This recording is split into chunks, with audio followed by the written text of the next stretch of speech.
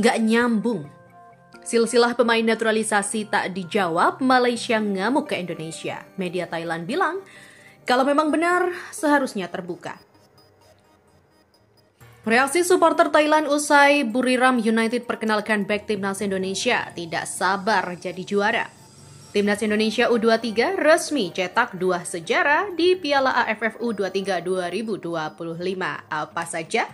Yuk simak selengkapnya sebagai berikut.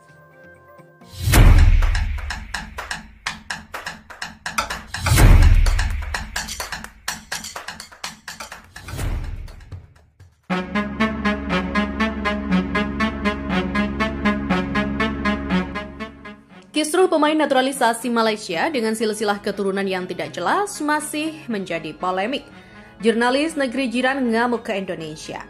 Isu pemain naturalisasi masih menjadi topik pembicaraan yang hangat di kancah sepak bola Malaysia.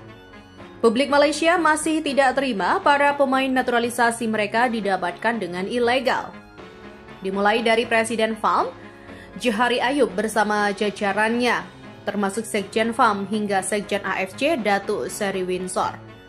Mereka berbondong-bondong menanggapi isu naturalisasi ilegal yang dilakukan Malaysia dan tentunya dibantah. Kini, giliran jurnalis salah satu media lokal Malaysia, New Straits Times, yang terkesan menuduh Indonesia sebagai biang kerok polemik. Jurnalis Ajit Palsing lewat sebuah artikel yang diunggah pada Minggu 6 Juli berjudul, "Matikan kebisingan luar, lanjutkan gemuruhmu."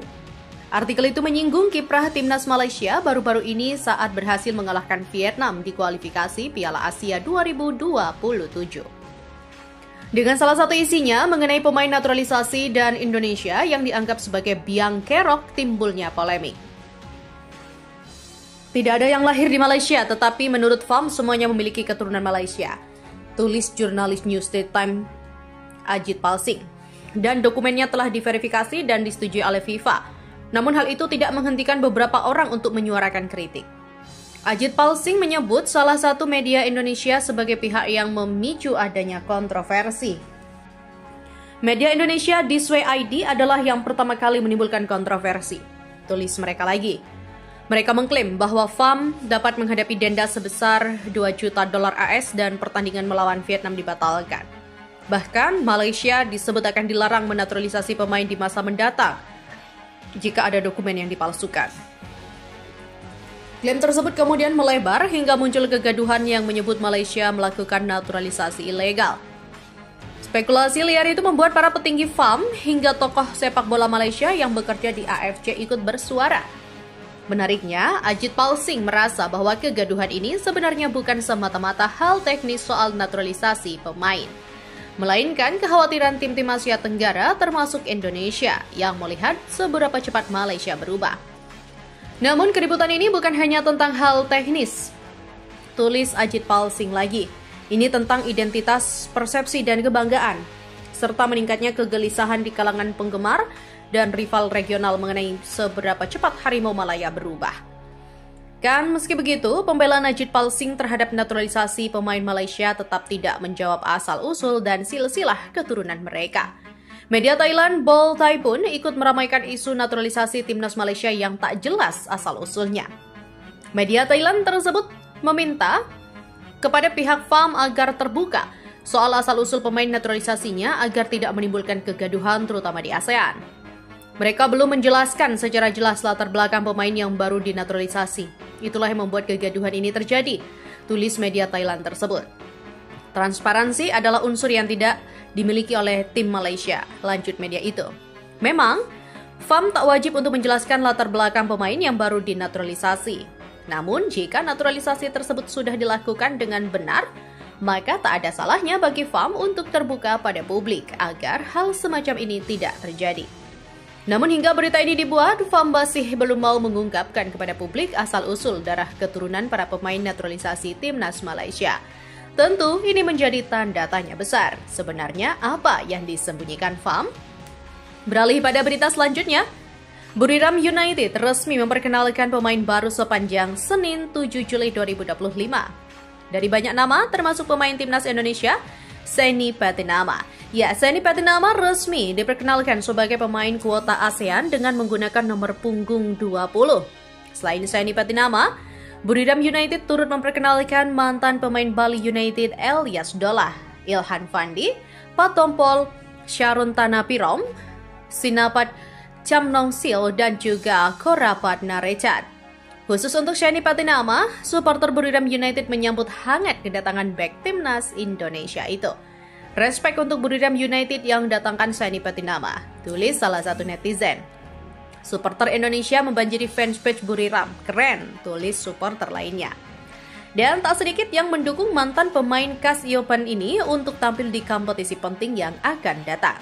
Hal ini karena Buriram United tak hanya tampil di Liga Thailand, tapi juga di kompetisi lokal, ASEAN hingga di ASEAN seperti AFC Championship League dan juga ASEAN Cup Championship. Dengan kualitas Eropa bisa dapatkan kuota ASEAN, kita bisa bawa juara lagi, tulis salah satu supporter. Tak hanya itu, wajah tampan hingga pamor Saini Patinama yang memiliki followers jutaan pun membuat supporter Buriram United salah fokus. Pemain ini punya 2 juta followers Instagram. Selamat datang di Buriram United, kata supporter lainnya. Dengan diperkenalkannya Saini Patinama, maka berkurang juga pemain naturalisasi timnas Indonesia yang tak memiliki klub.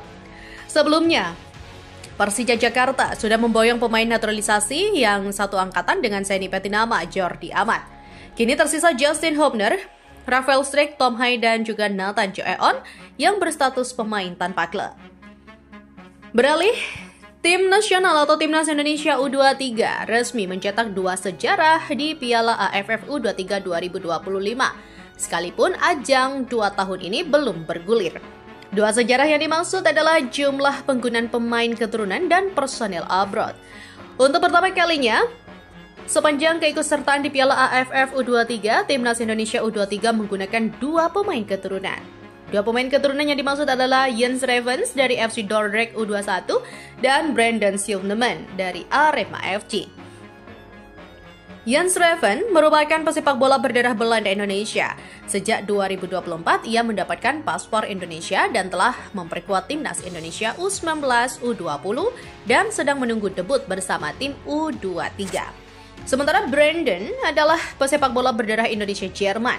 Berhubung lahir di Malang, Jawa Timur, bek 186 cm ini memegang paspor Indonesia sehingga tak perlu melalui proses naturalisasi seperti Jens Ravens. Untuk pertama kalinya, Timnas Indonesia U23 menggunakan pemain abroad di Piala AFF U23. Sebelumnya ada Firza Andika pada 2019, tapi yang bersangkutan tak pernah bermain untuk klub Liga Belgia Tubis. Sosok yang dimaksud adalah penyerang FC Dordrecht U21, Jens Ravens. Jens Ravens rela meninggalkan sang klub yang tengah bersiap menyambut musim baru demi bergabung skuad Timnas Indonesia U23. Di level Asia Tenggara, nama Jens Ravens sudah cukup berkibar. Ia merupakan runner-up top skor Piala AFF U19 2024 dengan 4 gol. Hanya terpaut 1 bola dari pencetak gol terbanyak asal Australia, Jake Nadovsky. Berkat bantuan gol dari Jens Ravens, Timnas Indonesia U19 keluar sebagai juara Piala AFF U19 2024 setelah menang 1-0 atas Thailand U19. Gol-gol dari Jens Ravens, 2 gol juga meloloskan Timnas Indonesia U20 ke Piala Asia U20 2025. Satu lagi, ia menjadi satu-satunya pemain Timnas Indonesia U20 yang mencetak gol di Piala Asia U20 2025. Selain itu, Timnas Indonesia U23 tergabung di grup A Piala AFF U23 2025 bersama Brunei Darussalam U23, Filipina U23, dan Malaysia U23. Sesuai jadwal, Timnas Indonesia U23 menantang Brunei pada Selasa 15 Juli 2025, Filipina U23 Jumat 18 Juli, dan Malaysia U23 Selasa 21 Juli 2025. Sesuai regulasi, hanya juara grup yang diizinkan lolos ke semifinal Piala AFF U23 2025. Mumpung bermain di kandang sendiri, peluang Timnas Indonesia U23 menjadi kampiun terbuka lebar.